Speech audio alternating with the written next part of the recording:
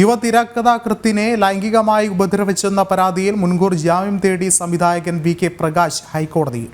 പരാതിക്കാരിക്ക് criminal പശ്ചാത്തലമെന്നും honey trap കേസിലെ പ്രതിയെന്നും ഹർജിയിൽ. ഇക്കാര്യം ചൂണ്ടിക്കാട്ടി DGPക്കും പ്രത്യേക അന്വേഷണ സംഘത്തിനും പരാതി നൽകിയിട്ടുണ്ടെന്ന് വി കെ പ്രകാശ് വ്യക്തമാക്കി.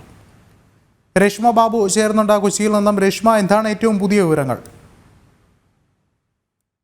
കഥാകൃത്തിനെ ലൈംഗികമായി ഉപദ്രവിച്ചെന്ന പരാതിയിൽ മുൻകൂർ ജാമ്യം ആവശ്യപ്പെട്ടുകൊണ്ടാണ് സംവിധായകൻ വി കെ പ്രകാശ് നിലവിൽ ഹൈക്കോടതിയെ സമീപിച്ചിരിക്കുന്നത്.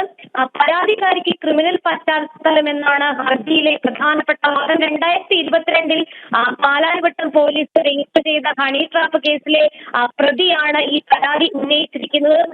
തനിക്കെതിരെ നൽകിയ പരാതിയിലെ ആരോപണങ്ങൾ അടിസ്ഥാനരഹിതമാണ്, ബ്ലാക്ക്മെയിൽ ചെയ്ത് പണം തട്ടുകയാണ് യുവതിയുടെ ലക്ഷ്യമെന്നും ഇക്കാര്യം വ്യക്തമാക്കിക്കൊണ്ട് DGPക്കും പ്രത്യേക അന്വേഷണ സംഘത്തിനും പരാതി നൽകിയിട്ടുണ്ടെന്നുമാണ് വി കെ പ്രകാശ് ഹർജി വാദമായിട്ട് ഉന്നയിച്ചിരിക്കുന്നത്.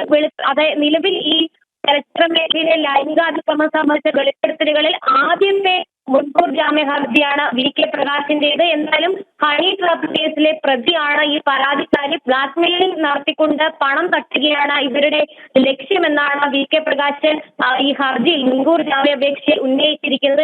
ഈ 2 വർഷം മുൻപാണ് ഇത്തരം ഒരു സംഭവം ഉണ്ടായതെന്നാണ് എറണാകുളം സ്വദേശിനിയായിട്ടുള്ള യുവ തിരക്കഥാകൃത്ത് ദിവസങ്ങൾക്ക് മുൻപ് വെളിപ്പെടുത്തിയത്. അതായത് കൊല്ലത്തെ ഹോട്ടൽ മുറിയിലേക്ക് വിളിച്ചു വരുത്തി കഥ കേൾക്കാനെന്ന വ്യാജനെ വിളിച്ചു വരുത്തി തന്നെ ലൈംഗികമായിട്ട് ഉപദ്രവിക്കുകയായിരുന്നു വി കെ പ്രകാശ്. പിന്നീട് ഇത് ഒത്തുതീർപ്പാക്കുവാൻ വേണ്ടിയിട്ട് 10,000 രൂപ മറ്റൊരാളുടെ അക്കൗണ്ടിൽ നിന്നും വി കെ പ്രകാശ് യുവതിക്ക് അയച്ചു കൊടുത്തുവെന്നും ഇവർ പറഞ്ഞിരുന്നു. എന്തായാലും വി കെ പ്രകാശിന്റെ മുൻകൂർ ജാമ്യ ഹർജി ഹൈക്കോടതി നാളെ പരിഗണിക്കാൻ സാധ്യതയുണ്ട്.